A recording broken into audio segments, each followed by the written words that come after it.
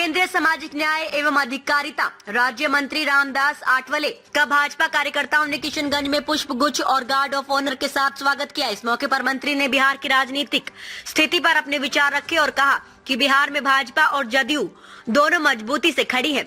आठवले ने बिहार के मुख्यमंत्री नीतीश कुमार को प्रधानमंत्री नरेंद्र मोदी का पूर्ण समर्थन होने की बात दोहराई और कहा कि एनडीए गठबंधन को लेकर उनकी पार्टी पूरी तरह से एकजुट है।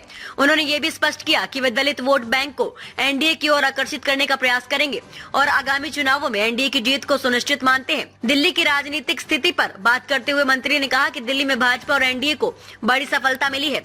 उन्होंने आम आदमी पार्टी के नेता अरविंद केजरीवाल पर भ्रष्टाचार और यमुना प्रदूषण के मुद्दों को लेकर हमला किया और कहा कि इन समस्याओं ने उनकी छवि को नुकसान पहुंचाया। इसके अलावा विपक्षी गठबंधन में आंतरिक मतभेदों का भी उन्होंने उल्लेख किया और कहा कि दिल्ली की जनता ने कांग्रेस को भी एक सबक सिखाया है।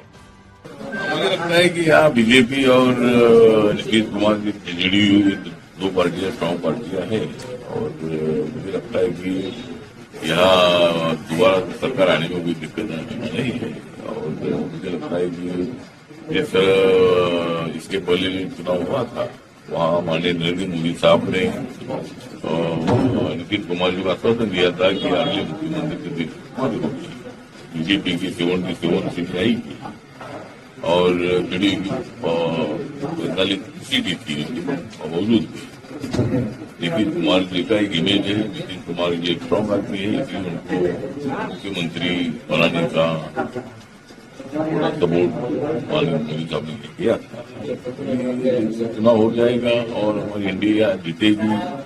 मेरी जो पार्टी थी प्रोविडेंट पार्टी ऑफ इंडिया, मेरी पार्टी छोटी पार्टी है, मेरी पार्टी भी इंडिया के साथ रहेगी। जो दलित वोट मैक्सिमम अपने इंडिया अलायंस को मिलने के लिए जरूर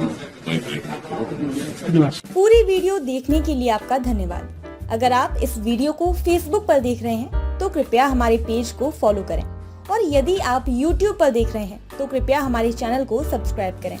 आप अपने दोस्तों में या फिर फेसबुक और व्हाट्सएप ग्रुपों में महत्वपूर्ण खबर यानी अफवाहों से दूर सटीक और सही जानकारी वाली इस खबर को साझा करना ना भूलें ताकि वे भी सटीक और विश्वसनीय खबरों से अपडेट रह सकें।